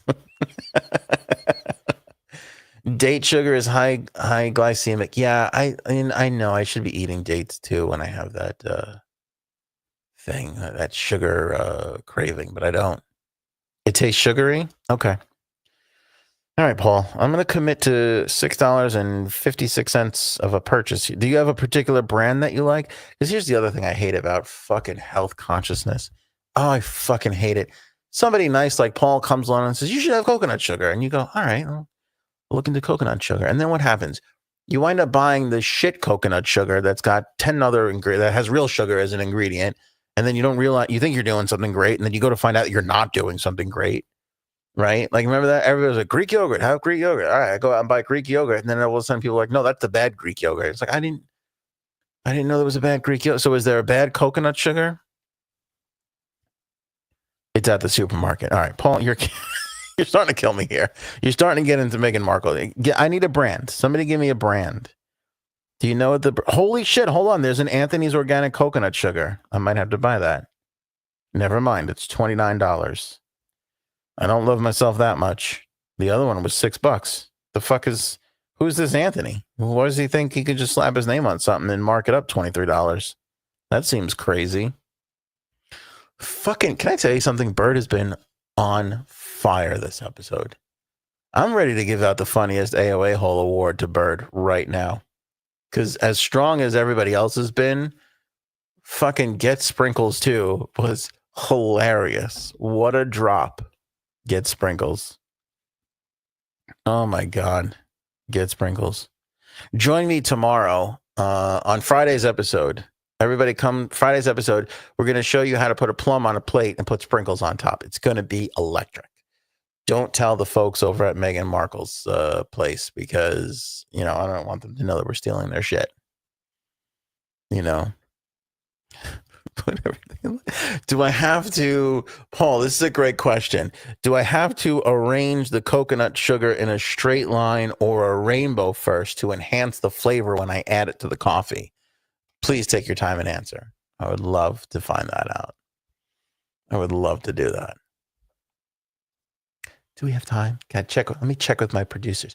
Do I have time to sprinkle sprinkles on top of blueberries? Can somebody tell me, please? All right, I gotta go. I can't. This has almost been a 2-hour episode. This is the second 2-hour episode in a row. I just cannot. Now I know how Frank feels. I was kind of unsympathetic with him and his Trump hatred. Now I'm starting to come back around again because I realize what it feels like to hate. I've forgotten what it feels like to just completely despise somebody. Completely despise somebody. Bird, you know what your other great line was this episode? When we were guessing where the sprinkles were going to go, you said up her ass. I don't know what was funnier, but I think up her ass was funnier. I think it was. I wouldn't bang Meghan Markle with your dick.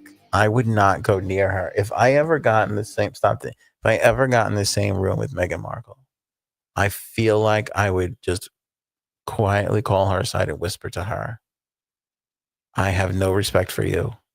You've ruined your husband's life. And I fear for your children on a daily basis.